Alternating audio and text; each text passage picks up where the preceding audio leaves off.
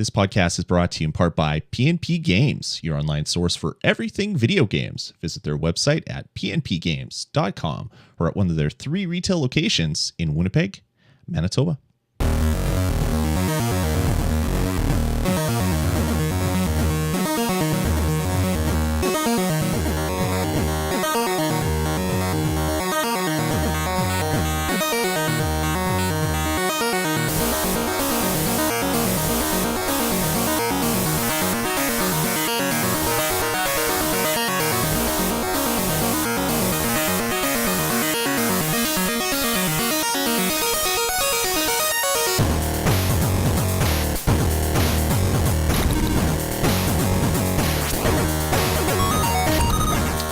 All right, everybody, and welcome to the DeREZD podcast. This is episode number 3. We're recording this one on a weird day. We're recording it on Sunday, the 16th of February, 2014. Got to change the date in this because I'm going to keep seeing 2013. So I'm your host, Lloyd Hannison, and joining me, as always, Will Kelly. Will, how the heck are you, buddy? Doing awesome, man. How are you doing tonight? I'm doing really good. I just wanted to hear this music a little bit longer, so I kind of let it go when my normal jump in point was. I really love this. I was listening to this album earlier, actually, the actual Daft Punk album, not this Game Boy remix. It is so good. It's awesome. Like every time I re-listen to the shows, I hear the song and I'm like, oh, that album's so good. And then I ended up turning it on for the next like 2 or 3 hours. And then the remix album, and then the Tron animated series album, and then it just keeps going. Nice. So you're in the same headspace as I am then.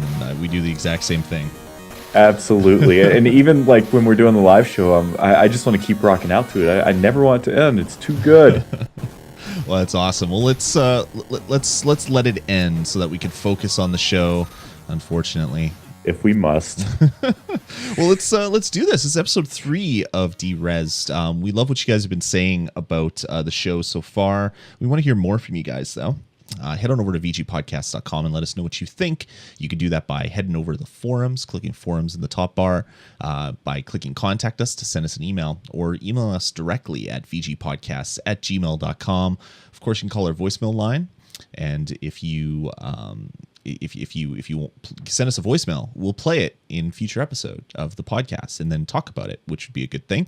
That's 505 VG Podcasts. Or you could just ping us on Twitter. I'm at Dasme on Twitter, and Will, you're on Twitter as well. Yep, at ILIAM. Iliam. There you go. So we want to hear from you, from everybody that listens to the show, just so we get a sense of how we're doing and what you want to see out of this still young podcast at only 3 years old, 3 episodes old. Yeah, and if you call and leave a voicemail, then you too can be an internet radio star and join Lloyd and I in the ranks. There you go. You'll get your membership card. Someone will send that to you. I don't know who does that anymore, but someone, the International Podcasters Association, they'll find you. They're kind of like the Masons or other secretive organizations. They'll find you and they'll send you your membership card. Well, and we're international, so it even has like international clout, which is a good thing. Mm-hmm. Yeah, you don't. Some countries don't even need a passport. You just show that card, and you can actually travel there. It's great. The benefits. Who would have ever thought? It is awesome. All right, well, let's jump right into the show. We have a shout out. We try to do this every episode or so. We're only 3 episodes in, so it's been every episode, but we'll see what happens as it goes forward. And it's either a shout out or a gaming culture focus. So Will, what do you have to bring to us this week? What do you want to chat about as it gets into this? Yeah, I read an article today, and it was, or not today, this last week, about episodic content in video games, and I was just kind of wondering your thoughts on this, because this is something that has really changed the landscape of gaming, especially more recently. You know, there's been some really high-profile games. Valve kind of didn't really start it, but kind of brought it back in the limelight with the episodes of Half-Life 2, and it's just 2 episodes of Half-Life 2. Yes, with the third that is MIA still. Yeah. But you know, it's something that has become a really popular thing, and it's I think it's been good for us as gaming. It allows us to experience the stories a little bit differently, and it also provides a little bit more diversity, only in our experience, but how the devs kind of developing and tell these stories. So I'm just kind of curious what your thought is on this. Well, I'm a huge fan. I like the Telltale way of doing things. I was a huge fan of the Walking Dead episodic games. That was my game of year, not last year, but the year prior. But even before then, I loved their Strong Bad stuff. I was a huge Strong Bad geek way back in the day when it was still coming out regularly, and really loved it. And the newer stuff that's coming out as well, I'm kind of digging. I've picked up Walking Dead season 2. I'm just a little bit into it. I like the other one, the one that's set in the fairy tale lands that I'm kind of, just came out, right? Just episode 1 just came out. Yeah, episode 2 just shipped as well, and I can't think of the name right now. But I want to wait till that episodic game is over so that I can just kind of binge play it from start to finish. But I'm looking forward to the one that's set in Borderlands, the Game of Thrones, all that stuff. Looks really good to me.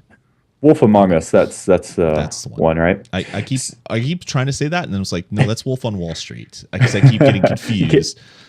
Very, very different types of adventure games there. Yes, very, very, very different. But yeah, like I wish Valve would have kind of done what they had first outlined. They said they're going to come out every month or two. There's going to be a new Half-Life episode. They're going to tell this story. But Valve, being who they are and being perfectionists, they couldn't let one go without it being absolutely perfect. And Half-Life 2 episode 2 was amazing. It didn't need to be that amazing, though. It could have been 10% as good if they kept releasing a game every couple months. I would have been much more happy with that. So, well, and so every game that you just brought up is more or less an adventure game. Not technically, it's kind of the modern day incarnations of point and click adventures, right? Yep. And episodic content isn't DLC in the traditional sense. Generally, the initial price of entry is lower, and then each episode kind of follows that same pricing model. Mm-hmm. Do you see this being a successful way of monetizing other types of games? I mean, could you see a episodic first-person shooter or an episodic platformer, or is it kind of just work well in these adventure games where the storytelling is really what's driving the experience? Yeah, I mean, it's hard to say. Like, I think that's the reason why games have worked so well so far, the ones that have come out, is because they were based on a story. So you want to know what comes next because it's very story driven. There was I'm trying to think what it was. I think it was called Sin Episodes way back in the day. That was like one of the first episodic games. And I'm trying to think back to when I first played that, and that was a first person shooter. And it didn't get very far. Like, I think I'm pretty sure it only made the first episode because there wasn't a huge story. But some of the stuff they were doing with it was pretty interesting. Like, they were looking at how people died, where they died, things that they shot, things that they did, and yeah, like it could work, I guess. But yeah, it has to have a very strong story driven narrative for it to be something that people keep coming back to. Like, say, for example, if you had a Mario episodic game, if they just released a world every month, I could see that maybe working, but it would have to be really cheap, or people would drop off like repeatedly. Like, you'd have 1 million people the first episode, a couple 100,000 the second episode, 50,000 the third episode. Like, people would drop off pretty quick unless it's really, really cheap, I would think. Well, and so another game that comes to my mind that, correct me if I'm wrong, but it's a game you really liked, was Republic on iOS. Yeah. So that's a story-driven game, and it's an adventure game, but it's not so much the point and click. It's kind of this stealth hybrid. Yep. And so that's a game where an example of having an episodic game, and the first episode, it's a new property, it's a new kind of gameplay experience. dropping $5 to giving a game a chance as opposed to dropping $60 on a game that you're not sure if you're going to like. That's to me also another appealing aspect of episodic games. Yeah, it's definitely a good way to buy games, especially on, say, the iOS platform.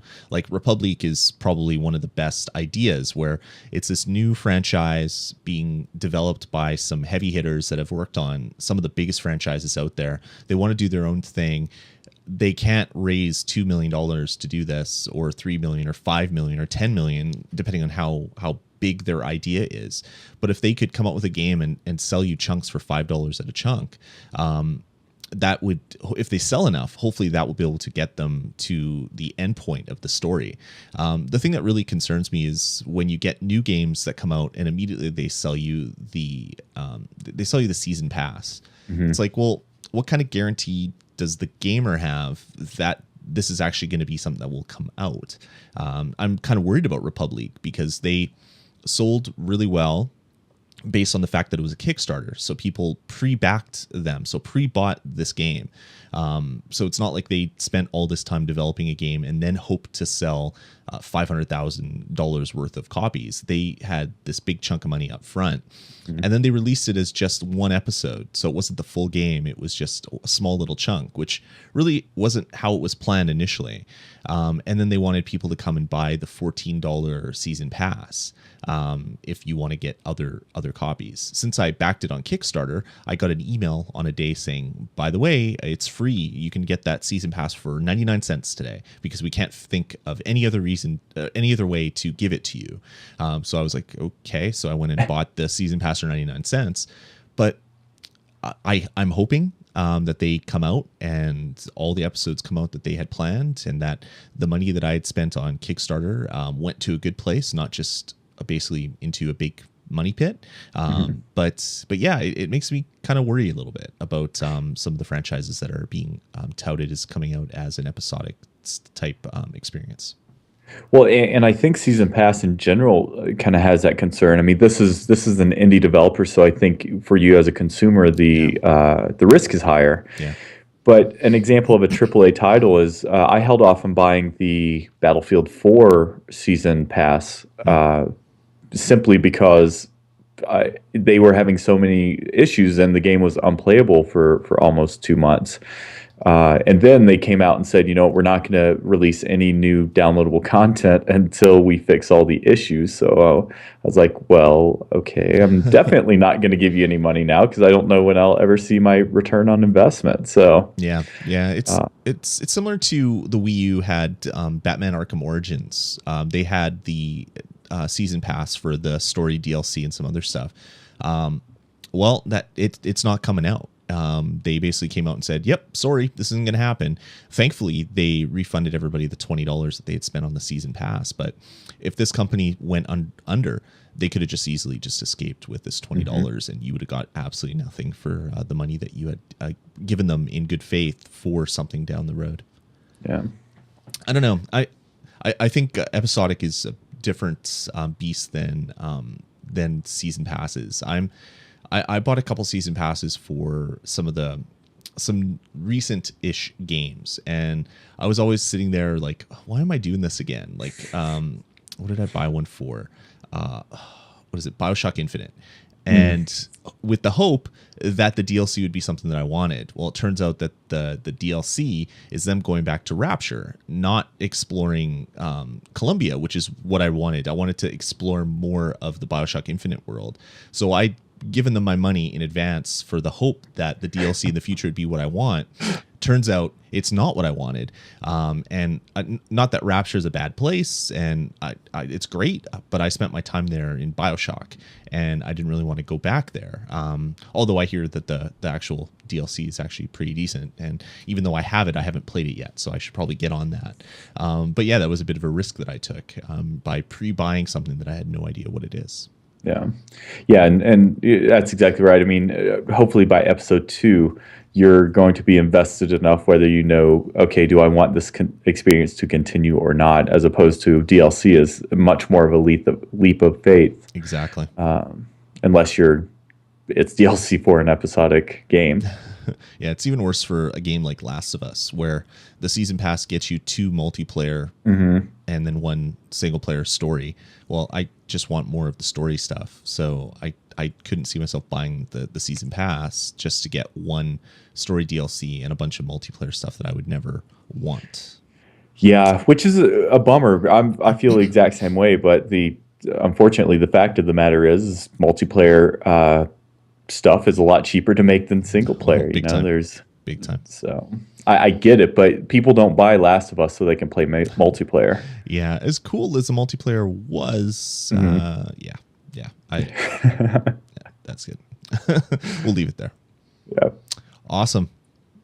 Speaking of which, did you play the Last of Us DLC that dropped this last week? No, I forgot it came out actually because I was excited about my latest purchase.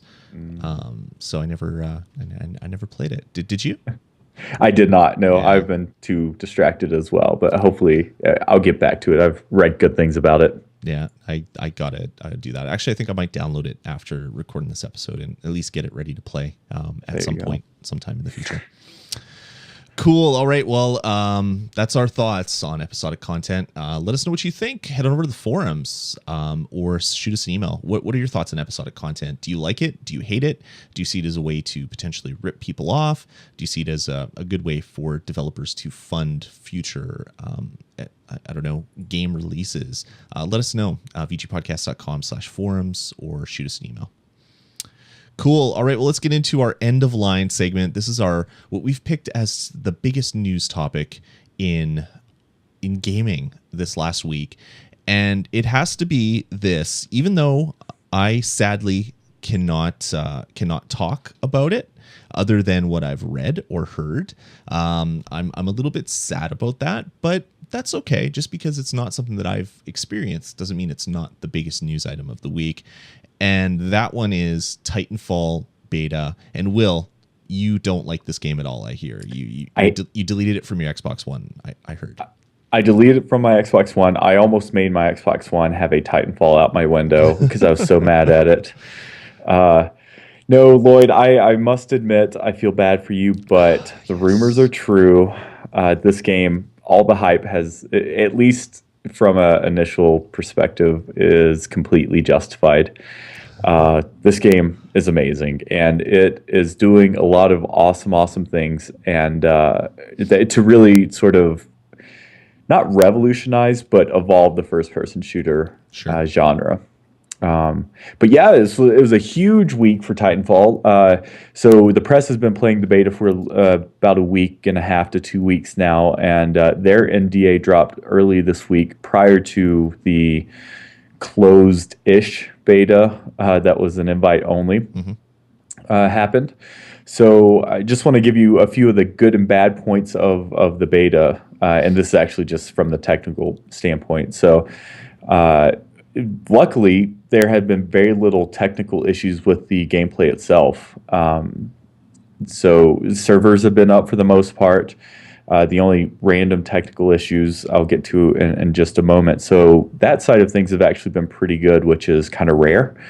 But some of the bad things that have happened, and again, it's not technical, beta codes were not getting to the right people, and some people who signed up for the one version or the PC version, they were getting the wrong beta keys, which is no longer an issue, but at first that was making quite a few people frustrated.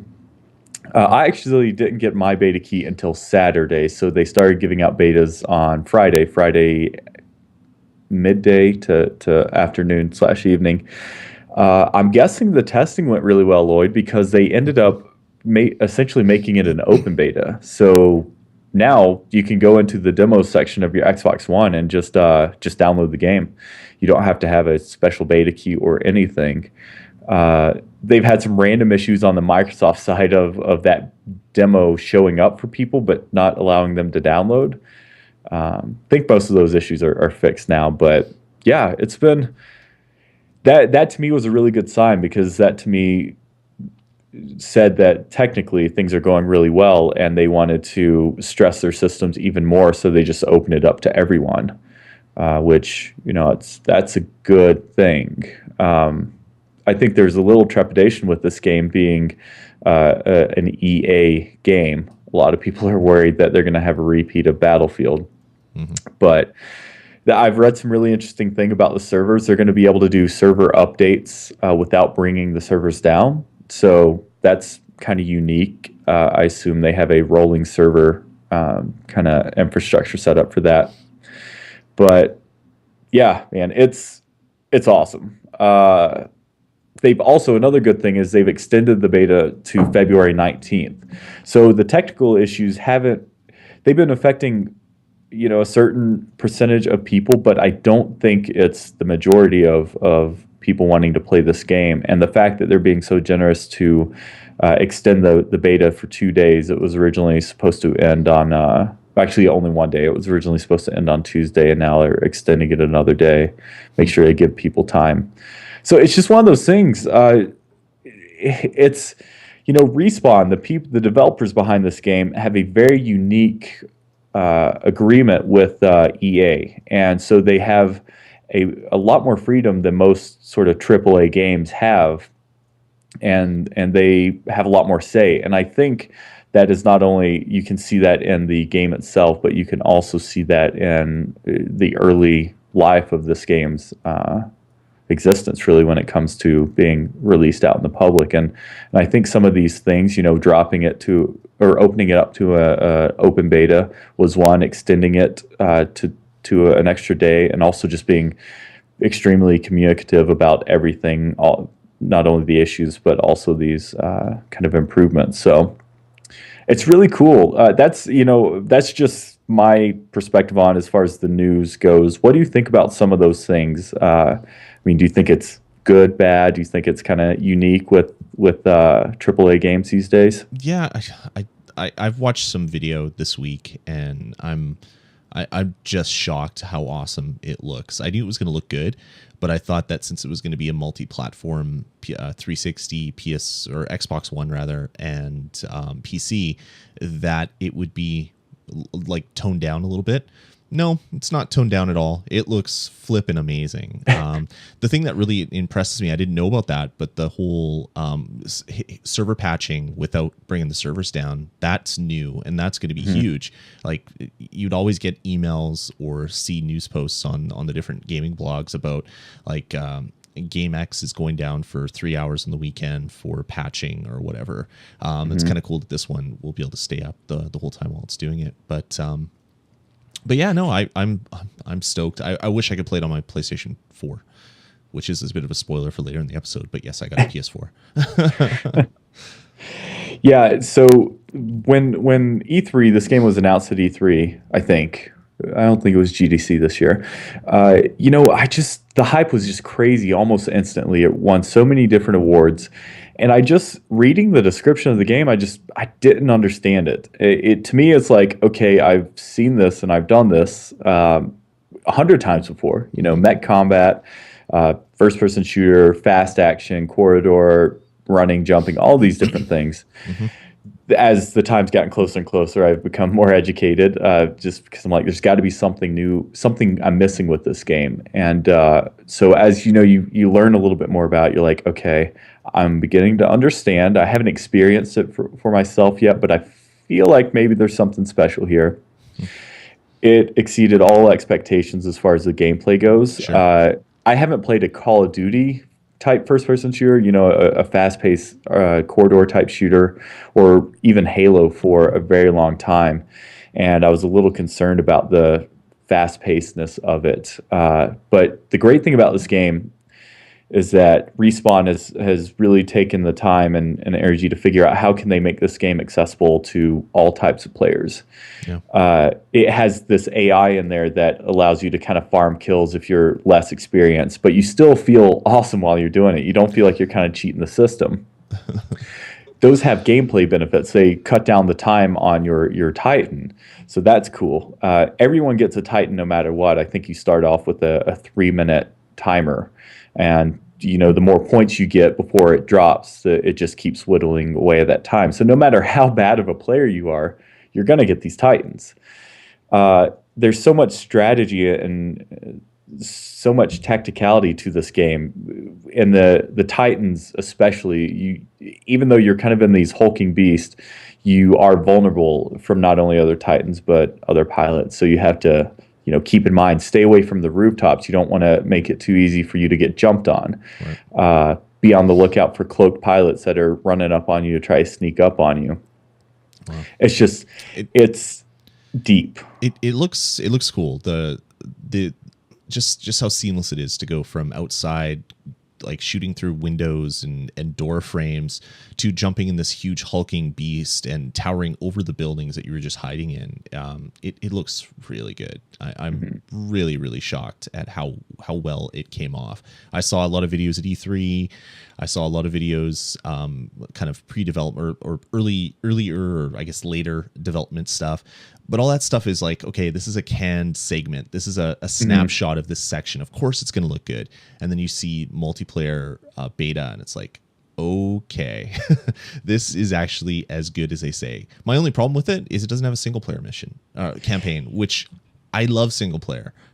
So that's the one thing that I'm kind of sad about. I'm not really super sad because I can't play it anyway. But if I could, I'd be a little bit sad about that. Well, it's funny you say that because that actually is a relief to me. Okay. Although I really enjoyed the early Call of Duty campaigns, probably all the way up to, I even enjoyed Black Ops. That was the last one I played. Here lately, all the battlefields have pretty much been rubbish. And I haven't experienced it, but I hear the latest Call of Duty first person or single player campaigns aren't as good. So, I mean, although it's a bummer it's not there. I guess if I had to choose, to focus on one or the other, if I only had one of the two options, I would definitely choose the multiplayer. And although you can't really, it's cut out of the beta, you don't really get to see much of this. There is kind of this hybrid story for each of the maps. It does kind of add some narrative to whatever you're doing. But, if there's only going to be, 6, 8, 10, who knows how many maps, that's going to get pretty old pretty quick. Right. So yeah, I don't know. I think it's an interesting move because it's not something, they'll cram a multiplayer mode in anything these days just to make the game more marketable, even if the game doesn't really warrant it. Yeah. Tomb Raider, Last of Us. Tomb Raider, especially Uncharted. Tomb Raider was horrible. That was the worst multiplayer I've ever played. But yeah, no, I see what you're saying. Yeah, but and that's something I'm sure they probably had to make the decision, even given the fact that they may lose some sales for people who are really just into single player or don't have access to constant internet. So I don't know. Cool. But it's really cool. It has a lot of depth, I think, and I think we're really just scratching the surface. Like I feel like I'm decent now. I get a relatively good positive K to D, and I guess I should preface I'm not the best first-person shooter player. I'm really not. I play Battlefield, but it's a much different beast. And but I have a feeling like the depth, we're just again scratching the surface. The parkour stuff, that's the thing that is actually the hardest. It's easy to do, but to really like chain different jumps from one building to the next and like seeing a building roof way off in the distance and kind of planning out your path to get there is going to take some practice. I don't know, man. It's great. Unfortunately, this is one of those situations where I kind of wish it's good for the console war, but I wish this was available to everyone. That's how good it is, right. And it's an experience. If you're even remotely interested in first-person shooters, that I think people should try, especially if they have a one. But be interesting to see how this changes or affects console sales, because I've listened to a few podcasts of people that are saying, "Yep, I've just been waiting until Titanfall," and a few are even like, since the beta's here, I'm going to go ahead and buy my one now, and that way I can be prepared. So, yeah, it just makes me so upset because I can't play it. I really, really want to play it, and I'm not a first-person shooter. I was way back in the day. I used to do probably 30, 40 hours a week of Halo and Halo 2. And we used to do multiplayer parties. And then Halo 3 played a whole crap load of that. And then Gears of War. And then it kind of fell off. Like when everybody that was 12 that liked to say the worst possible things ever had a headset, I just kind of like, yeah, this isn't fun for me anymore. And then I kind of dropped off, and I haven't been playing much FPS since then, except I'll play through the single player campaign and then like return the game, or like to a buddy if I just borrowed it, or to return the rental if it's a rental. But this one looks like it would be something that I'd actually play, because with all the kind of the AI characters running around, you're not just going to get farmed on by people that spend their life playing it. You can actually do some damage and feel like you're accomplishing anything. Exactly. And I know you know this, but it's 6v6, which is very small for modern day first-person shooter standards. When you're in game, I almost now feel like it's too big. I mean, I wouldn't want any less than 6v6, but you can't tell that there's not 64 to 80 players on the map, right? Because there's just so much chaos going on, and so many grunts and specters, which is just a higher level of that AI. It's cool. Yeah, it's good. I wish, again, everyone could play it, but I did record some videos with a little bit of narration to kind of give you overviews that are on the channel, so everyone should definitely check that out, even if they can't play it, just to get a better understanding of the game and what it's about. Totally. Go check those out at youtube.com/VGPod. There's a couple videos there which are awesome and make me sad that I'm not playing, but no, they're well done, and thanks, Will, for putting those up. That's good stuff. Of course. Good stuff. All right, cool. Let's jump right into the news. We've got a lot of next gen, or I guess current gen stuff to chat about. The first is Xbox One has received a whole pile of update news this week. The first one, I guess, is the Xbox One update. The February update dropped already, and that was to do the why wasn't this there already features of battery meters, and what else did it fix? Something better like that. Organization of apps and games, right. And there's one other one that is just so small it's ridiculous. It's funny when you go into the dashboard or the home screen, whatever it's called now. There's even a tile that you can click on to go over the new features, and you click on it and you're like, wait, are you notifying me or are you bragging? Because if you're bragging, you shouldn't. These were day one things, like right. you said. Yeah, no, like the controller battery not showing, like that was a engineer super stressed, working like 80-hour work weeks, and then just forgets to enable something. Like it was probably something like that. It's like, holy crap, how did we forget that type thing? It was just unbelievable that it wasn't there. The rest of the stuff, I mean, that's good. Yeah, it's, these are those minor refinements we're going to get through the console generation for both PlayStation and Xbox. Just those small things. It's like, in 3 years, you're going to look back and be like, how are these obvious omissions not there at the beginning? Yeah, exactly. I was playing right before show start, and my battery died, and I kind of kicked myself because I'm like, oh, now I have no reason for that ever happening. The only person I could blame was myself. Exactly. Yeah, cool. And there's a couple other updates that were talked about. The first is a controller update that Microsoft is going to be sending out prior to Titanfall hitting, because I guess the developers want Microsoft to change some settings on the controller by default. I guess there's too big of a dead zone and maybe some sensitivity for some of the triggers or whatever. So they're working with the Titanfall developers to do that. Which is funny, and I heard a bunch of people talking trash about that. It's like, oh, Microsoft doesn't know what they're doing. But if you remember back to the PlayStation 3 launch, the reason why the DualShock was the way it was because Gran Turismo. It was designed around playing Gran Turismo as best you could on a controller. So this happens. Funny, I didn't know that. Yeah. Like the dead zone, the stiffness of the sticks, all that stuff was designed around Gran Turismo. So it makes sense that one of your biggest franchises is going to have some stuff to say about your hardware and hopefully hopefully get you to change some things to then hopefully sell more copies of said game. So Well, and I think that's a statement on the courtship too. Who is courting who in that scenario? Is Microsoft in control, or is Respawn or and EA? I mean, I think it's good for both, right? If it's good to listen to your developers, but for such a change like that, it really kind of shows how Microsoft is really putting a lot into this whole Titanfall thing. Yeah, it's yeah.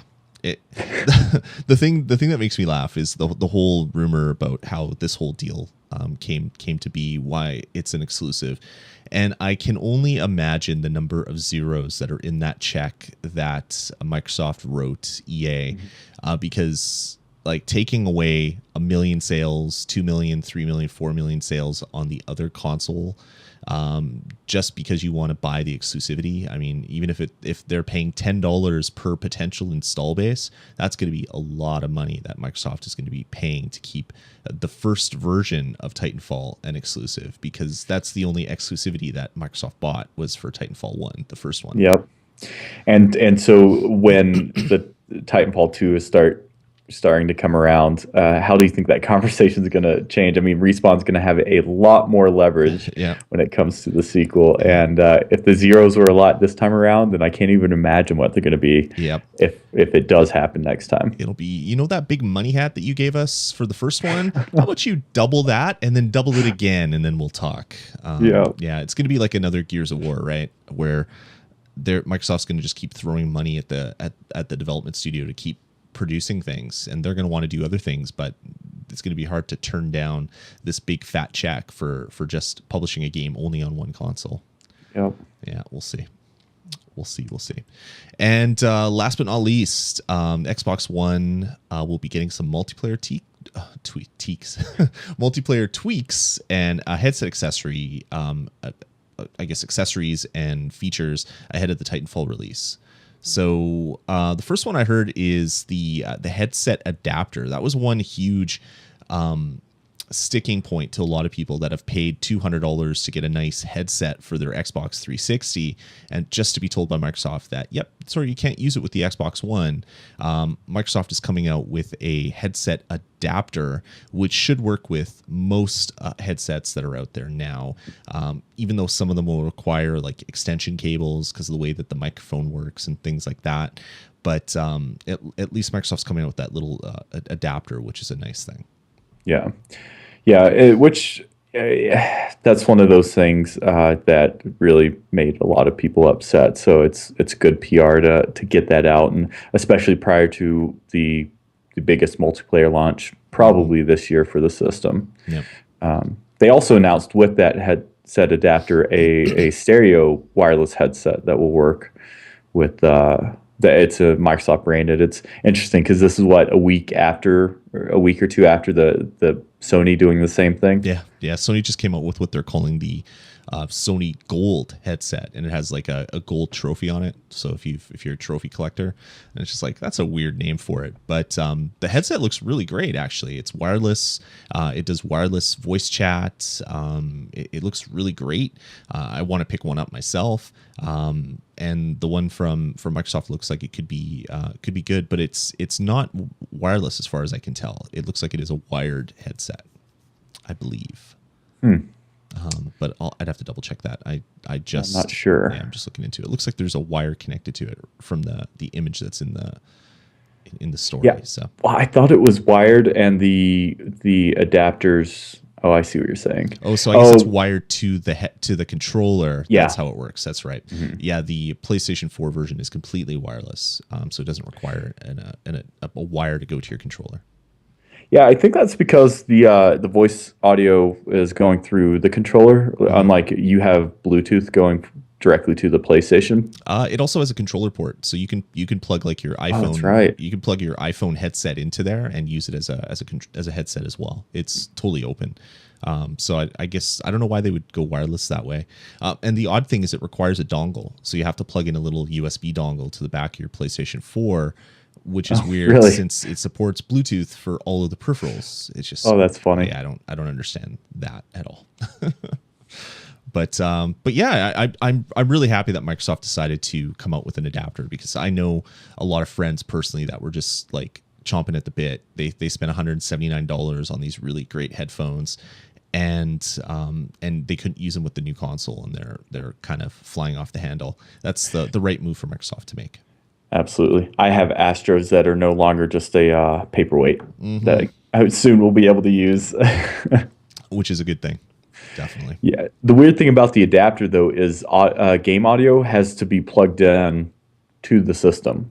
So it doesn't, unlike the Sony controller, it doesn't go through the controller. So you'll have the mic going to the controller and then the game audio coming out of the system, which really makes the whole wireless thing kind of a joke because it's not really wireless. Bizarre. Yeah, because I know with the PlayStation 4, even with it comes with a little crappy headset. It only has one earbud, and it just kind of sticks in your earbud and has a microphone.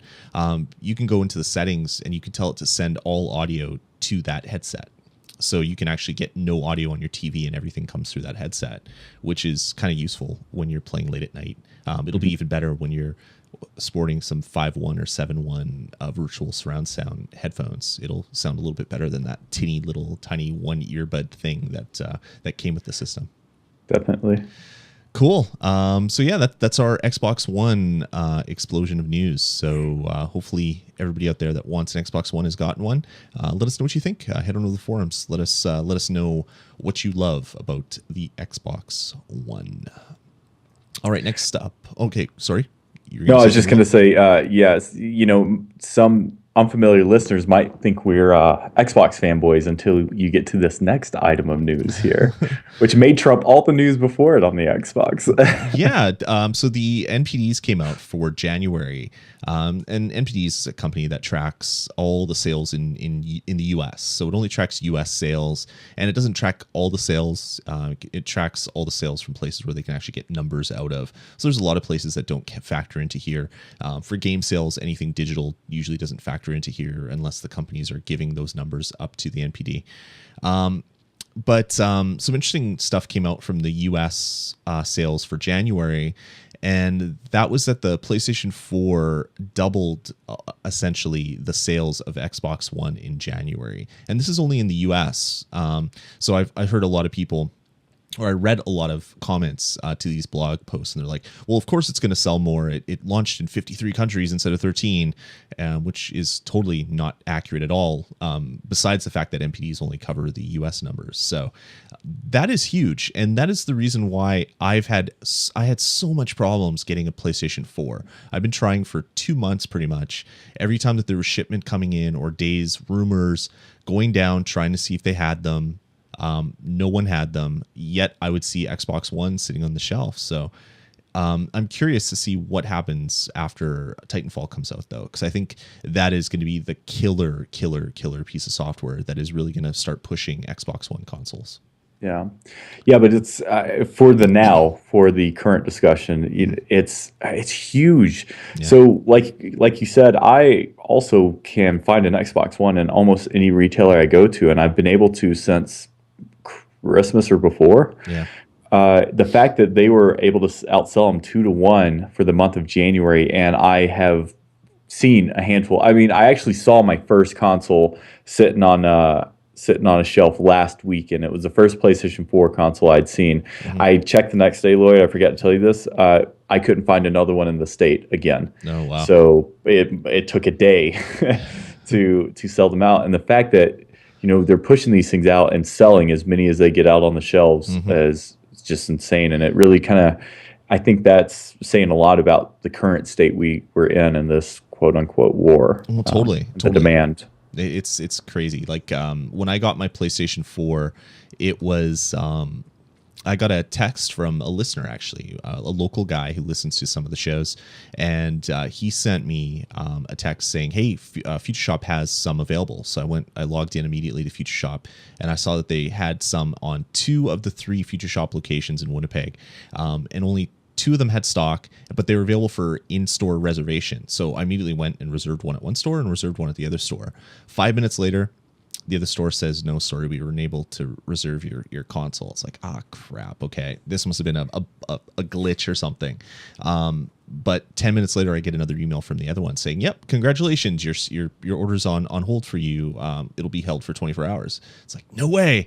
So after work, I flew down there to Future Shop and picked up my shiny new PlayStation 4, and I talked to the guy, and it was funny as I'm walking, because you have to pick it up at customer service, which is on one part of the store, and then you have to walk it up to the front. I passed by about 6 people, and they're like, "Oh, they have PlayStation 4s here? Where'd you get that?" I was like, "Yeah, no, I pre-ordered it online." "Oh." And then people that are working there is like, "Oh, snap, we got PlayStation 4s in?" And the guy's like, "Yeah, we got some this morning." And they're gone. He's like, "Ah, damn, okay." So even people that work there didn't know they had some in. So I asked the manager guy that was putting my order through, and I'm like, "How many did you get in?" He's like, "Yeah, we got 5 in each store, and they lasted in our inventory system for 15 minutes. As soon as they hit the store, the inventory online, they sold out immediately. It's just ridiculous." It's crazy. Yeah. It's cool though. I mean, it's great that people can slowly start to get these systems, because obviously there's a huge demand for it. And I want to see what the numbers are. I hate how MBD recently changed about 2-3 years ago, where they're not putting numbers in the thing anymore, because I want to know what these sales are. Because I right at the end of the year of last year, what was it? Sony had 4.8 million and Microsoft had like 3.2 or something, or was it 4.2 and 3.8? Like there it wasn't a million difference, I don't think. Yeah, it was close. Yeah, maybe close. 800,000 units, something like that. Well, for Sony to pretty much double, I wonder what those sales are. Are they 1 million units that sold? Are they 2 million units? Like, so the month of December, Xbox One, we even talked about on the show, with 908,000. Yep. So, and granted, that was holidays, so it's probably a little bit higher than it will be now, but still, even if it's a fraction of that, that's huge. Yeah, I want to see what those numbers are. Hopefully they get leaked out sometime soon. But some of the comments are saying 300,000 for PlayStation 4 and 150,000 Xbox Ones. I know that seems a little bit low to me. Yeah, I agree. But yeah, curious.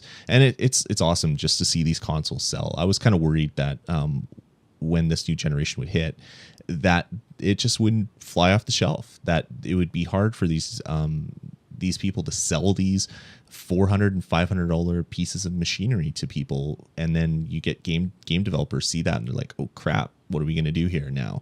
But they're selling as fast as they can make them, which can only be a good thing. Well, they are, and yeah, that's a good point. The Doomsday Sayers, the Doomsayers, I don't know what you call that, but are saying that this might be the last console gen we ever get. Mobile gaming is really taken off, and although it's an entirely different beast, in my opinion, it's definitely making an impact, and hopefully the Steam stays strong and it keeps going, because I, for one, definitely don't want to not have consoles to buy anymore in the future. And it's a good sign, at least initially, right off the bat, that the diehards are just as thirsty as they ever were to get a new system. And the 7 year drought only helped that thirst. But totally, it's awesome. I love seeing these numbers. So yep. So we'll keep our eyes on it over the next little while. Obviously, this is a good thing to chat about each and every week. And we're not fanboys here on the podcast. We'll have to get that out of the way first. Will happen to buy an Xbox One first, and I happen to buy a PS4 first. But we will both own each of the consoles, just as I did every generation up to this one. Pretty much, I've had all the consoles to play all the games. So, did you have a Sega Saturn? I did for a small little chunk of time. You got me. Yeah, that's the only one. It was from a friend, and it was a trade, and then we traded back. So I didn't really own it. It was the same way that I had a TurboGrafx. I traded for a TurboGrafx for 6 months and then traded it back. That's awesome. Yeah. I love it. Yeah. Just who would have thought, as a young lad, you had the foresight to make sure that you made these trades so you could always claim to have owned every system. Yeah, like there's certain systems obviously I didn't own, like like the Neo Geo, because I didn't have a job and I didn't want to mortgage my parents' house so I could buy this thing, and things like the 3DO and other systems. I didn't have an Atari Jaguar either, but a lot of the other systems I had lots growing up. The mainstream systems. Yeah, and I bought them all myself, which was the even scarier thing, because I didn't have generous parents. They made me work for my stuff, which is probably a good thing. Not that they weren't generous, but they didn't buy a lot of video game stuff for me, which is a blessing in disguise, I guess, because I had to work hard to buy all this stuff for myself. Cool. All right. Well, that's the NPDs. Let's continue on. MLB The Show 14. Is this like a spiritual? We're putting this in as just kind of an homage to Jeff Ward from the bonus stage. He was the MLB guy. That's exactly why I saw this and I got so excited, because even last week's show, the chat room were saying they wanted more MLB, and I was like, yes, I can deliver this week. MLB 14 The Show comes in May for the PlayStation 4, and then in April for the PlayStation 3 and the Vita.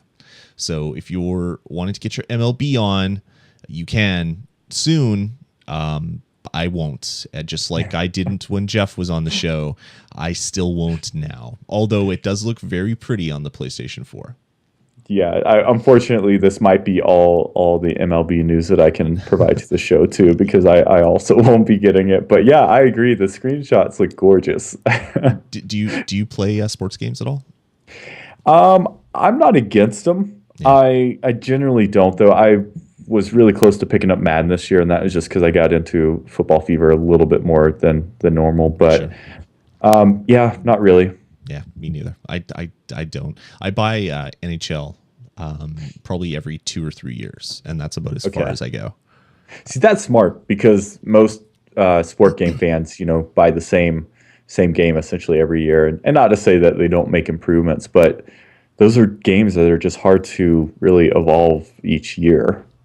Yeah, no, totally. Like they add 1 or 2 features and they take stuff away and they break other things. And I find that every 2 or 3 is pretty good. Cool. So MLB, Jeff Ward, if you're listening, you can be happy. We won't talk about Campus Crush though, but we'll talk about MLB. So there you are. And next up, last but not least, this one hits me close to the feels, and that is the classic shooter for the PC, Descent. Is out now on Steam, and you can pick it up right now until the 18th of February for $3.49. And I love Descent. Did you play that back in the day, Will? I played it back in the day, and actually I didn't like it back in the day. Oh my goodness! I know, it's weird. I'm a huge like aviation guy, and so I wanted a flight sim out of it, and so it just felt too constricting. But when I saw this news, I went back and watched some videos, and I'm like, oh, I got to pick this up, because even though I didn't play a ton of it, it was definitely nostalgia, and I think I'd dig the heck out of it right now. It was so good back in the time. Like back in the day, you're exploring 3D mines, like you're going. It was just such a great game, and I'm gonna have to see if I can find my original installation discs way back in the day. I think they're on like 5 1/4 or whatever. Like they're ancient. Like this back in my collection of stuff that I haven't touched in a while. I'll have to go see that. But yeah, that's great news. Descent was one of the first true 3D go anywhere first person shooters. Even though you're not running around with a gun, you're a ship and you're hunting other ships that are in this mine complex. It was a lot of fun way back in the day. Well, and it was one of those games that took a chance and went outside the typical genres of the time and did something unique. And anytime a game does that and is kind of ahead of their time, it's kind of doing a service to video games in general. Yep, exactly. Yeah, I was looking through some of the comments earlier on the article over at Joystick, and people are wanting people to port all the games to Steam, so you can buy them all for one low price, which would be fun. That would be great. And then they said, but they should add Oculus Rift 3D support. And as soon as I saw that, I'm like, yes, please. So I'll have to strap a barf bag right here. But yes, I want to play this in full 3D. That would just blow my mind. Even with the crappy graphics, it would still look really good. Add that to the list of reasons, or the list of reasons why we both want an Oculus Rift. Totally. Cool. So I don't know if you guys are like us and you played Descent back in the day, whether you liked it or didn't. It's now available on Steam, so go check that one out. We'll post especially for that price. Yeah, $350. I mean, you can't beat $350. Awesome. Well, let's move on. Let's get into the last segment for the show this week, and that is what we've been playing. We've been playing a lot, so this is probably going to be a little bit longer than it normally is. Let's Will, how about you go first, but maybe we'll jump back and forth. And there's one game that we've both been playing, so we can talk at length about it as well. Awesome. So yeah, I'll try to keep mine brief. It's interesting. Last week, I don't know if you ever have this happen, but last weekend I played the first game on my list, Elder Scrolls Online. I played the beta. I can't really talk much about the beta. I really enjoyed it, but I stopped playing it, and the reason is because I played enough of it to kind of seal the fact that I was going to buy this game. Oh, and really? yeah. So it's definitely, it is exactly what I wanted. To me, it is Elder Scrolls in an MMO environment. I'm a solo player when it comes to these games, and everything I love about the Elder Scrolls seems like it's in there. So it doesn't seem shoehorned, which is what I expected. This makes me sad because I've made the personal promise to myself to never pay a monthly fee for an online game again. I really love Elder Scrolls. I love every game in the franchise, and I saw this, and this broke my little heart.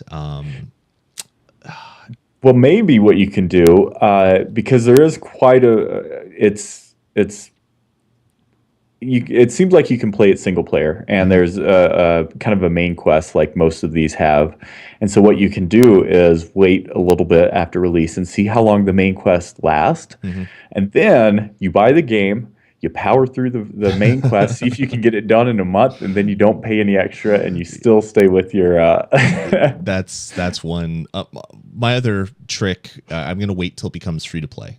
Yeah. Just like DC Universe Online did. So my hope is that will happen 6 months after launch, and that they can make a go of it as a free to play game, because I want to play this game so bad, but I don't want to pay $15 a month to do so. Is my only problem. Yeah. So I played that last weekend, but then after I finished playing that, I still had the opportunity to play it, but I just, again, wanted to stop. And it was weird. I was so video game bored last weekend. I just couldn't, nothing I owned was interesting me, and I just couldn't figure out what I wanted to do. And it's funny because the dichotomy of last week compared to this week, I'm in like gaming nirvana this weekend. So, been playing lots, but you want to talk about your first game on the list here? Sure. Yeah, I played. I finally beat this game. I'd had it for a little bit, and I never really got into it. And that is Saints Row 4. I played that on the PlayStation 3, and I actually ended up getting the platinum for it. I don't know, when was it? Last Thursday, I guess. So just before we would have originally recorded this one. And the reason why I got this one was because I heard it was good. I heard it was kind of Matrix-like, and I liked the stupidity that's in Saints Row. So I picked it up, and sure enough, the fact that you get superpowers pretty much shortly just after starting it, and you're running as fast as a plane in the city, and then you're jumping as high as a building. This is exactly what I wanted from a game. This was like a perfect filler for what I'd been missing in my gaming. This was like playing Crackdown all over again, but with the guy swinging phallic objects on a bat and saying terrible things while doing so. It is such an awesome game. If you like Saints Row, if you like that kind of game, the very it's an open world, but when you get on a mission, it's not very open. You're pretty much going from one area to another, trying to do the thing that you need to get done. I just love the whole superpower shtick with this one, where you're the president of the world, and then aliens come and destroy the world, and then you have to get them back. But they have all these humans in batteries in their ship, and they have a virtual world. So it's very much like the Matrix. And if you know Saints Row, it makes fun of every game franchise. Like at one point in the game, you're playing and you go into someone's memory one of the characters that you're trying to get back, and it goes into like a 2D like 8-bit side-scrolling beat 'em up like Streets of Rage. Oh, that's awesome. It's like Saints of Rage, I think it is, and it's like bad voice, like compression on it and everything. It's just like, you know what? I love this game. You do something epic, and the perfect song for that epicness just jumps right in, and it was such a great game. My only complaint with Saints awesome. It was so much fun. My only complaint with Saints Row 4 was to get the platinum or to get 1,000 gamer score if you played it on the 360. There's one trophy that you have to have been in the game for 40 hours, which shouldn't be a problem in a big open world game like this, other than the fact that I beat the game at 25 hours. So I still had 15 hours, and I had done absolutely everything. There was nothing to do in the game. So I was pissed about that. And then I just decided to jump to the top of a high building so I couldn't get attacked, and leave my PlayStation on overnight. Came back the next morning, looked at my PlayStation, showed I had 34 and 59 minutes played. So I was like, great, I just need 5 more hours. Got home from work that day, let it sit for another 5 hours. After recording the Nintendo Pulse, I went and checked, and sure enough, it had just popped. I was at 40 hours and 27 minutes or something. I looked, and sure enough, my gold trophy for playing 40 hours was there. And then I had purposely saved one other trophy, which was I just had to shoot someone with this one particular weapon. Shot the guy, bloop, got that trophy, and then bloop, I got another trophy, and then bloop, I got my platinum. And it's like, okay, that was good. It took me an extra day of doing nothing on my PlayStation 3, probably killing my PlayStation 3 a little bit, taking it's like almost a launch unit. So it served me really, really well. But I'm sure leaving it on for almost 24 hours probably didn't help it out that much. So, but yeah, that's Saints Row 4. It is a stupid game for all the best reasons, and I really, really dug my game play and my playthrough with it. So, if you're looking for something ridiculous and super fun, Saints Row 4 might be something there for you. Or you could wait to see if it comes on PlayStation Plus, because it's the other ones have been on PlayStation Plus at one point or another. I guess Saints Row 3 was anyway. That's kind of my plan. I never played it, but I loved Crackdown. I'd never played any in the series, but I loved Crackdown, and so that was kind of what was drawing me to this game. Oh, it feels so much like Crackdown. Like when you're jumping and you just get high, you get to the point where you can jump a little bit higher than when you first get your super jump, and it's like, okay, that house or that building looks like it's about 12 stories. I think I can jump it, and then sure enough, you jump it, but you jump over top of it, and it's like, oh, that was even better. Okay, I got to find something else, and then you unlock the ability to run up the side of buildings, and it's just like it's so good. This game is awesome, but you have to like the type of humor that is in these games because there's a lot of it. But I enjoy it, so it was good. Cool. So what else have you been playing, Will? Well, this next one's going to be real brief because I know I'm going to get a rash of crap on the internet for saying this, but my fiance got Zumba Fitness this week. Added that to the Xbox One collection. You know, these AAA titles. I want to make sure I get all of them I can. I'd never played one of these games, and I was like, you know what? I'll give it a shot. It was a lot of stupid fun. Yeah. I don't see why you'd be embarrassed about that. That's awesome. Yeah. Well, did you ever play Just Dance when the Kinect first came? Or not Just Dance. Dance Central? Yes. No. I played the only Dance Central I played was the one that was in the Star Wars thing, and I'm sorry. Yeah, it was horrible. I got it for the kids because they wanted to have lightsaber battles, so it was perfect. But then I was like, let's try this dance thing. I feel stupid. I'm going to turn this off now. Yeah, and I don't think you can play these types of games without feeling stupid, but it was fun, and surprisingly enough, it made me sweat, which was kind of cool. I was like, oh, this was a heck of a lot more fun than running on a treadmill for an hour. So probably the first and last time I'll ever do that, but just because I'm lazy. But yeah, it was fun, and my fiance's really digging it, so that's cool. But the thing I was looking forward to most was some of the Kinect features. This game, unlike some of the other Xbox Fitness stuff, it doesn't show your heart rate or anything. But this is the first time I've really used the Kinect for anything other than yelling at my TV. and it's a lot more accurate than the first Connect was. So that's good. Cool. Since I was forced to buy this new version, at least it works better than the old version. So it's not such So an insult. It's better than it's a little bit better than an insult. yes, exactly, Just exactly. yeah, yeah, good. Yeah. From what I understand, if you have a gold account, don't you get free access for a year to Xbox Fitness, which allows you to download a bunch of the different workout discs? Like you get like P90X and a couple of the other ones from there, right? Yeah, that's actually what led me down the Zumba path. I was showing my fiance because I was telling her how cool the Connect is in theory, and that they have these. She's kind of a fitness nut, so she was interested when I started showing her the Xbox Fitness stuff. Unfortunately, though, they don't have everything. They had a few, like one or two of the ones that I would be interested in, like P90X, for example. Sure. And ironically enough, it wasn't like, okay, it comes with two in the series, and I could purchase and download the rest. Is like gave you a link to a store to buy it otherwise, or told you can buy it by going to a website or something. I can't remember what it was, but Weird. that was kind of disappointing because I had even thought, it's like, oh, P90X, that might be cool on the Xbox.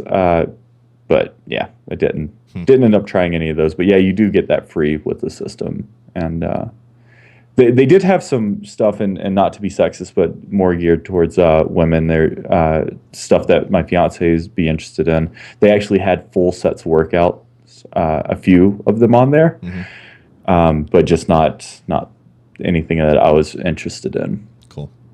So Cool. All right. I guess we can talk about the next one together a little bit. The next one on your list. yeah, Lego Marvel Superheroes. I finally got. We talked about it last week, and I was able to find another on sale copy this week. And boy, this game, I just got to tell you, it is amazing, and it is probably, besides the Titanfall beta, it is probably my favorite one game I have right now because it is that cool. It's hilarious. It's fun. The writing's great. Not endless possibilities, but there's so much you can do in it with unlocks, and it's just awesome. It is really good. I'd originally picked this one up on. I originally played it on the Wii U because I had a copy that I borrowed for about a week.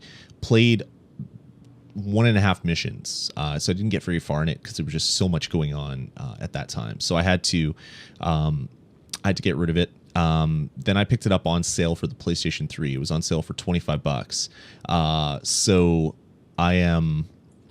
I played a little bit of it, probably 3-4 missions, and then stopped because there's other stuff to play. And then I got a PlayStation 4, and I was like, oh, this is available for purchase. Well, I already own it, so I can't buy it again. So no, I'll wait. I'll play it on my PlayStation 3. And then there was a weekend flash sale that just came up this weekend, and it was available on the weekend flash sale for $29. It's like, oh, damn it, Sony. Damn it. So I bought it on my PlayStation 4, and I love every single second of it. I'm so happy that I picked up my PlayStation 4 because I probably wouldn't have played it, and I'm really glad that I did, just because I don't want to play on anything that isn't on my PlayStation 4 right now. And I spent pretty much the whole day playing with my kids, and I think we've beaten the first 10 missions. I think there's 15 missions, and then you have to go into the like free play in each of the missions, and there's a bunch of stuff in the open world stuff. So I probably have another 30 hours left of this game to play, and I love it. It is great. It is well done. If anybody remembers me reviewing way back in the day, Lego City Undercover, this game takes a lot from that, where it's an open world with strong missions that you have to go on, that kind of take you out of that game for a little bit and then give you other powers. Instead of unlocking other suits, though, you're unlocking other characters. So you might need someone that has web slinging abilities, which is Spider-Man, or for some reason Elastic Man has web slinging abilities because he can stretch his arm. Mr. Fantastic, I guess I should call him. And then there's some other characters that can do that as well. So there's some quirkiness about it, but it is really, really damn fun. Yeah, and you can even sort of have these mashup characters. Like I unlocked a Spider-Man with the Captain America's shield Mm, that would give me a combination of the two abilities, sure. and it's just awesome.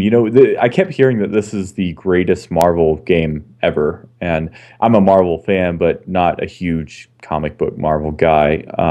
But just knowing that all of my favorites are in there, it's not limited to the Avengers. X-Men are in there. And that's as far as my comic book knowledge goes. But it's just you open up that character sheet, and I don't know what the grid is, but there are hundreds of characters to unlock in Yeah. there. Yeah, there are. And you can unlock bad guys, which is awesome too, and play as them, which is awesome. Yeah, and So there's different versions of the same character. So there's Iron Man. There's Iron Man wearing different armor. There's Tony Stark himself. There's a bunch of different kind of skins, I guess. But the skins aren't just skins; they have different powers. Like the original Iron Man that you get in the game just has his. He can just do like the blast from his arc reactor, but then the second one that you get actually can use it as a laser to cut through some of the metal blocks, the gold metal blocks. He can do that to cut through some of that stuff. So it's yeah, it's good. I really dig it. I like the humor. There's sometimes when they'll reference something that will happen in the movies. Like at one point, you're finding a collectible trading card for this one guy, and it turns out that it's Captain America, and the guy's like, "Oh boy, he was really excited to get this one. It's almost like it's a important plot piece or something, or plot point or something." They talk about shawarma a bunch of times, like all this stuff that is these guys are huge fans of not only just the Marvel universe but the extended universe of the movies. They did a really good I don't know, I guess mashup of kind of the older Lego games, but incorporating the Marvel license into the games and making something new.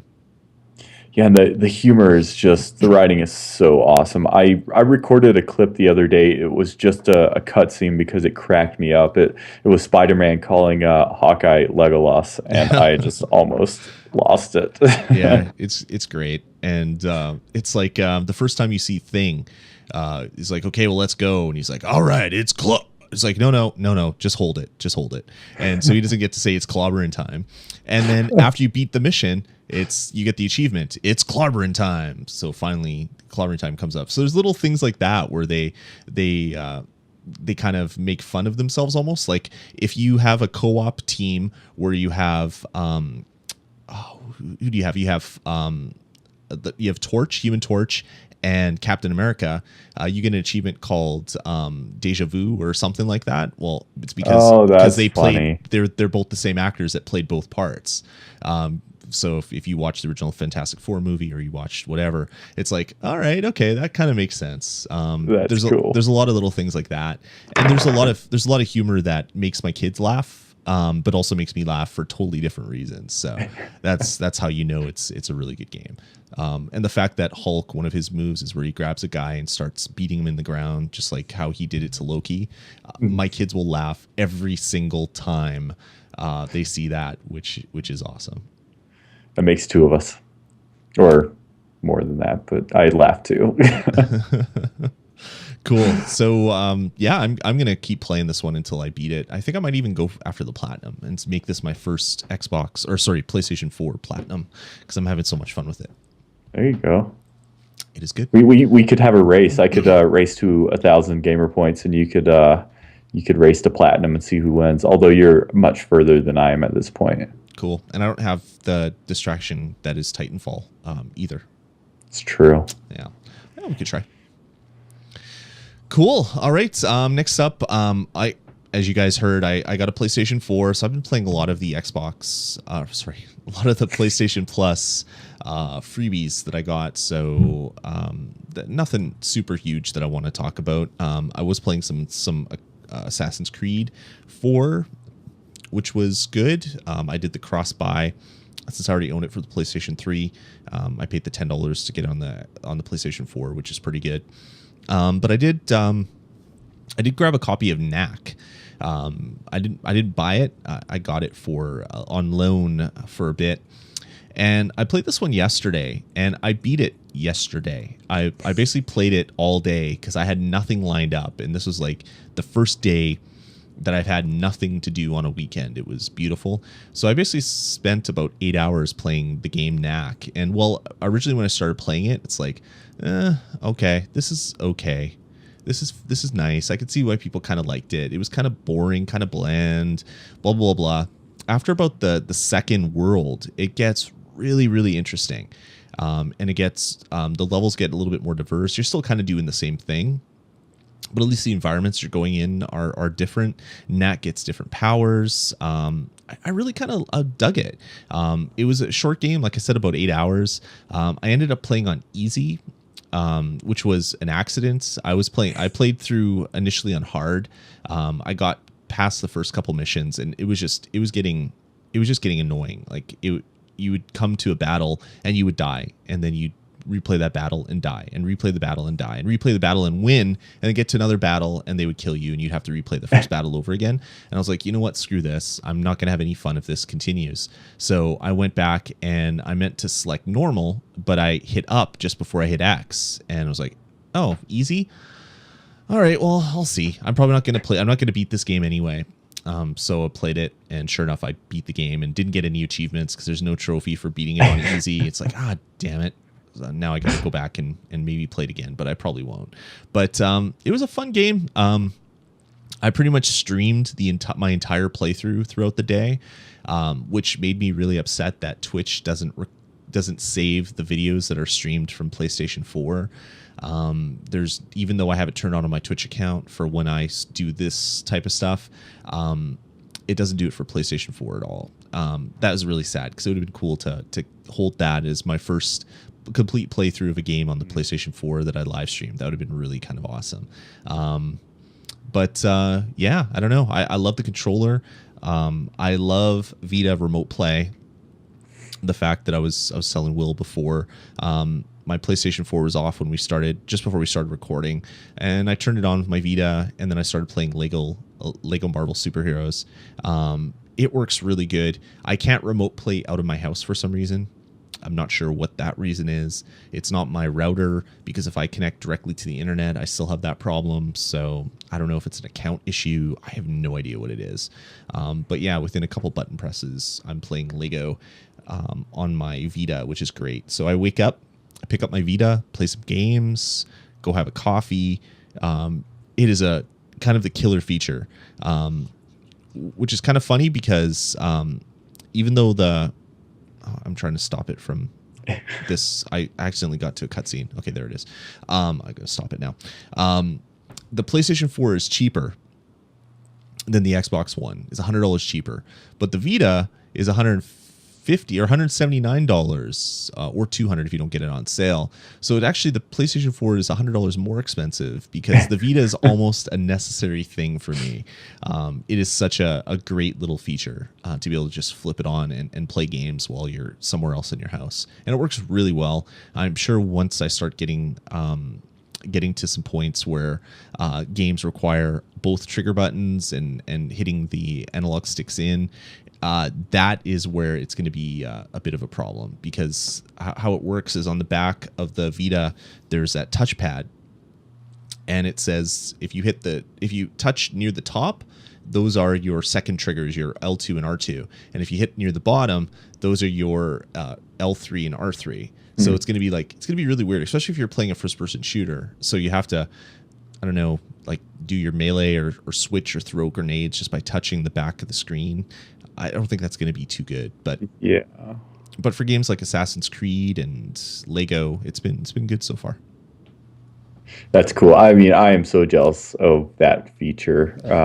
You guys are making fun of me on the chat room. Not making fun of me. You're talking about my bragging, even though I'm not bragging. I'm talking. But yeah, I guess I am kind of bragging as well. You're like, you have Titanfall. I got remote play. Yeah, all right. Yeah. Oh yeah, you had to go to where your Xbox was. Oh yeah, I woke up and was playing a game on my PlayStation 4. But yeah, all right. Yeah, I guess that's kind of the same thing. Yeah, no, it's role play is really, really cool. I'm really looking forward to when the what was the name of that small little PlayStation 3? Remember the little extender box that you could plug Vita games into? The What was PS it called? Vita or No, the the Vita TV? Vita I think it's TV. called I the think that's TV. what it's called. I'm looking forward to when that finally ships, because apparently one of the features is you can pair a PlayStation 4 controller with it, and you can actually play PlayStation 4 games streamed to that box from another part in your house. So I could wake up and then I could flip on my TV in my bedroom and play PlayStation 4 without having to go downstairs and do that. That would be even better. Then, But, then when you're getting ready in the morning in the bathroom, you could take your Vita and pick yeah, up right there yeah, and it'd be good. have it with you everywhere. I'm gonna have to find some way to waterproof my Vita and get a waterproof television so I could play while in the shower, and then everything would be covered. I could just be playing it constantly, 24/7. True gamer right there. Yikes! Yikes! Cool. So that's about it for me. I've been playing a lot of PlayStation 4 stuff. It's so good. I love the user interface. I love how quick it is. The fact that when you go to the PlayStation Store, it actually loads, and when you buy something, it happens. It's quick. Downloads on the PlayStation 4 come a heck of a lot faster than they did on the PlayStation 3. When I first plugged it in, there was a software update, and then I started downloading all my software from PlayStation Plus and other cross-buy games that I had. And I probably downloaded about 10 gigs, and it took about a half hour. If you've ever used the PlayStation 3 to download big games, it is slow. So the PlayStation 4, their network infrastructure is a lot better. Everything works so much quicker. The fact that you can output just your audio to your controller, I never thought would be a useful thing for me, but I've used it a bunch of times already when I'm playing late at night and I want to listen to stuff loud but not wake up the house. It's a really, really solid system. I'm really quite impressed with what Sony did with it. That's cool. Yeah, they definitely hit the ground running this time around. There's not really any catch up that they're having to do this console generation, kind of how they had to do with some features of the PS3. Yeah, totally. Like the whole online infrastructure that just was non-existent when the PlayStation 3 launched. But yeah, I'm really liking it. The trophies are quick now to browse your trophies and see what other people have. They've just taken everything and refined it, which was a really great thing to see. Cool. All right, man. What else? Do you have anything else to talk about? Well, you have Titanfall, but you've already talked a little bit about that. Yeah, and I don't want to talk about anything else because Titanfall's waiting for me. All right. I mean, you were kind enough to come on my show last week, the day you got your PlayStation 4. So I thought the least I could do was show up while there's a beta going on. Fair enough. When does it end? It ends tomorrow? It ends on Wednesday. So originally it was supposed to be Tuesday, and they extended it that one day. So Will, you're not looking very good. It looks like you have a cold. Are you oozing? Are you oozing out of one of your orifices or multiple orifices? I'm coming down with something. I think you caught a bit of the plague. Maybe you should take a couple days off, just to rest up a little bit. Here's this little secret. I postponed my show. It normally records tomorrow, and I postponed it today just so I could get more Titanfall game time in. Nice. Now I feel guilty for roping in and talking about my PlayStation 4 and making you feel bad about that, and then bad that you're not playing Titanfall. So I guess we should end this one, man. Yeah, I guess so. No, I had to share in my joy of Titanfall with you and everyone else on the internet. So I'm glad to do it this week. Good stuff. Well, we appreciate it, Will. You're a good man. Definitely a good man. Awesome. Well, we want to hear from you guys, and we want I can't even talk because I'm thinking about PlayStation 4, I guess. We want to know what you want out of this show. What kind of stuff you want us to cover, any changes you want made, or do you just like it as it is? Let us know. vgpodcast@gmail.com. You can head on over to vgpodcast.com and click forums to head to our forums, or hit contact us at the top of the page if you want to email us. Call our voicemail line, which is area code 505 VG-Podcast. Who wants to be the first voicemail that we play on the show? Your name will forever live in infamy that you're the first of many that appeared on the show. So send it in, 505 VG Podcasts. If you have free US calling, it's a US number. Even though I'm Canadian, it's a US phone number. So you can call from any of your mobile phones or home phones as long as you have free calling in the US. It's going to be free for you. And yeah, check it out. Give us a shout. Let us know what you think. But that's going to about do it for this episode of DeREZD. We'll talk to you again this Friday. So 5 days away. We'll see what happens, what shakes loose in the gaming world. But until then, yeah, Will, thanks again for joining me. This was a really good show. Thank you. It's a blast each and every episode. Awesome. All right, guys, take it easy. If you're in the Titanfall beta, I hate you. Everybody else, we'll talk to you guys in a week's time. Take it easy, everybody. See you later.